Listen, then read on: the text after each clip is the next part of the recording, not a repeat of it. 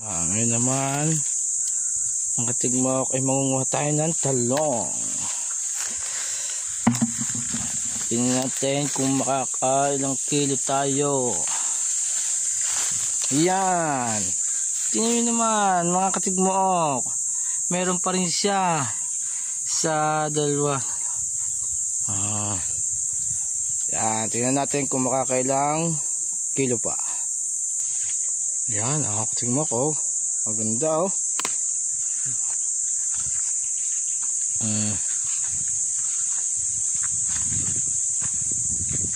Yun, nalampasan na. Yan o.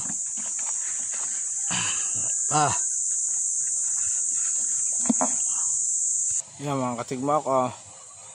Nakahalos sa timbarin tayo. Pero iikutan pa rin natin. Yan o, tulad yan o. Naalikdangan ko o, katigmak o.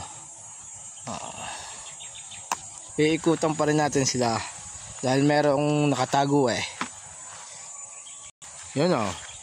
Ito nga, nakatago mga katigmak. Kung hindi mo yan o.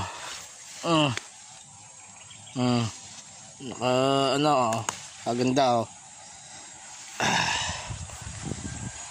Yun ulit. May nakatago pa rin nga eh. Nabuklot na kanina eh. Pag pala ikaw lagi nangangain ng talong yan o. Gagaling ka siguro sa pagtatago. Nakakapagtago eh. Yan mga katigmak.